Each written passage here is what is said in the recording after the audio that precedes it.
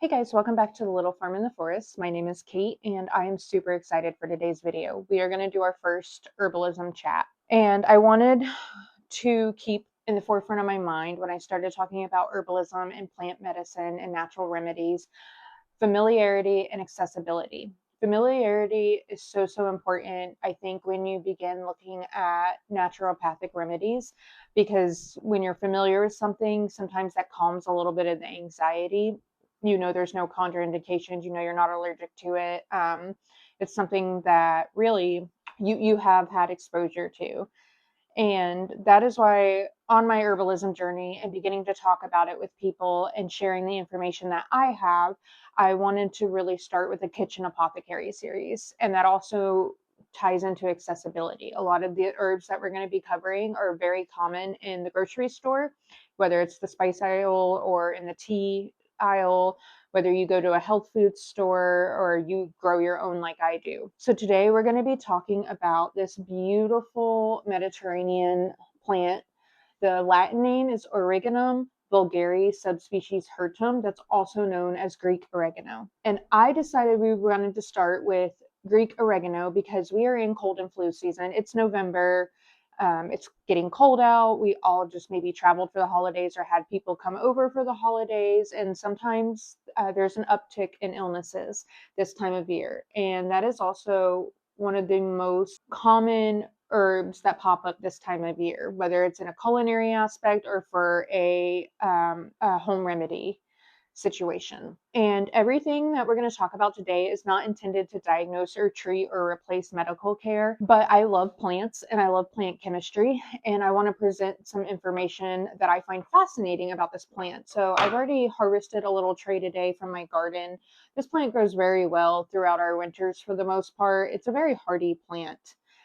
And it is a very warming plant. It's very dry and it's kind of not spicy like a pepper, but there is some like pepperiness to it. And the really neat thing about oregano is the National Institute of Health has done several studies about the antiviral, antifungal, antibacterial, and analgesic properties of oregano. Analgesic meaning to relieve pain. And when you chew on a leaf of oregano, specifically Greek oregano, there is just the slightest numbing feeling, which is really interesting and gives me a lot of ideas of how to use this plant. But what we're going to be talking about today are the two main constituents, carvacrol and thymol. And the reason you see people make an infused oil with oregano this time of year is because those two constituents that exhibit those antimicrobial properties are not soluble in water. And it's important to know the plant chemistry and constituents of plants you are working with, even something as common as oregano, because brewing a cup of oregano tea may not get you the benefits you are needing. Now, you would get some antioxidative benefits from some of the other constituents that are soluble in water, but you would not get very many antimicrobial benefits as you would something like a tincture or an oil. I prefer the oil because this, again, is something I commonly use in a culinary sense. So I meant to film me making this and I did not, but what I did was this jar was full of oregano, dried oregano, so I split it into two things. So this one was about a quarter of the way full, and I did a 1 to 2 part ratio of oregano to olive oil. And then this one was about halfway full, and then again 1 to 2 part ratio. So I did half a jar of dried leaves and then a full jar of olive oil. This one was a quarter of the way, and then I did halfway with oil. I'm going to let these steep 4 to 6 weeks. And for the big jar, I will use this as a marinade for chicken. Like if I want to make some chicken noodle soup, I will use it as a base for salad dressings. I will use it as an oil to dip some homemade crusty bread in. And this little guy, what I'm going to do is we're doing some work this winter in the woods. And then I'm also gearing up for our spring garden. I'm going to make a salve out of this.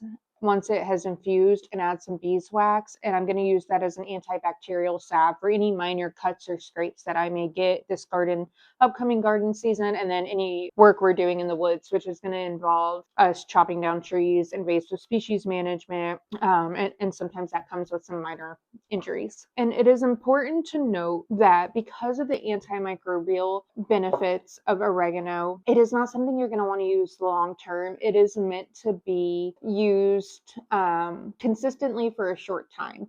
It's not because of those antibacterial properties. There has been some evidence in certain studies that it could disrupt your microbiome of your gut. It's also important to note that this infused oil is not the same thing as an essential oil. You do not want to ingest an essential oil. An essential oil is a very concentrated extract of plant matter, and that is meant to be diluted and used topically or in the sense of cleaning. So I wish I had some, but I don't. But if maybe using this from a medicinal sense, whether topically or internally, still gives you a little pause, but you do want to explore the wonderful benefits of oregano, you could buy some oregano essential oil and make a homemade household cleaner. So you could do some vinegar and water, like half vinegar, half water, add a few drops, like 10 drops or so of the essential oil, shake it up really good, and use it to clean your counters. Use it as a disinfecting spray on some higher traffic areas, such as your like fridge handles, cabinet handles, things like that, especially this time of year, just as a preventative measure for cleaning. And that gets so overlooked. I think with herbalism, we get so focused on how to treat ourselves internally that we forget about topical applications such as lotions and salves and ointments, or even just everyday cleaning that you may need. It's really important to do your own research, and if you're on any medications, to check with your healthcare provider, your healthcare team, and make sure there are no contraindications, whether that's with your pharmacist, your primary care, or if you're working with a functional medicine doctor. But this common culinary herb is just chock full of medicinal properties, and I hope that this helps you just really start looking at the food that you consume as medicine. I think that is so important, is to start in the kitchen. Everything that I am doing in my life really leads back to the kitchen. And so I like to add this in this time of year, especially if I think I'm going to start coming down with something before I can get into the doctors. And it's just something that's easily accessible. If you are looking to purchase oregano, if you are unable to grow your own, or it's winter where you are and there's nowhere to buy plants, you could go to a health food store and buy an oregano supplement. I don't have any recommendations. I've never personally taken one. You need to do your research on that. If you need to use the one out of the spice aisle from the store, as long as it still has a decent amount of smell to it, it should still possess those medicinal compounds. And try to get one that specifies Greek oregano. The reason I didn't use my store-bought one is because the ingredients literally just say organic oregano leaves. And oregano, there's several varieties of oregano, and then there's some other herbs that are referred to as oregano that are not a true oregano and don't possess the same compounds. And that is why I will always do my best to tell you the Latin name and the common name. The other thing to be wary of with oregano is if you have any sensitivity to mints, so peppermint, spearmint, sweet mint. Oregano is in the mint family, and this may not be the herb for you if you do have any type of sensitivity or allergy to mint. So that's something to keep in mind. The mint family is a vast family of plants, and I don't think people realize how many common herbs are classified as mint. When I go to make these salves and I strain these off, we'll do that together, and I'll show you how I'm going to make my salve, and then I'll show you just like maybe a little salad dressing recipe, because that's mainly what I use this for, is a chicken marinade and a salad dressing. So I hope you guys found this video informative. If you have any other herbs you want to talk about and maybe make some things together, leave them down below, and I will get to working on those videos. I'm hoping to put out an herbalism chat once a week, where we go to the apothecary, which is right now my kitchen, and we just mix up some home remedies.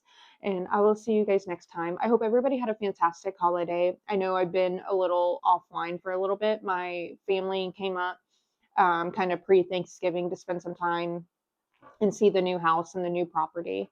But I'm going to actually get these guys popped into the dehydrator. I'm going to go harvest some more and get them washed up and restock my pantry today. And I'm just really glad you guys are here with me. I'll see you for the next video.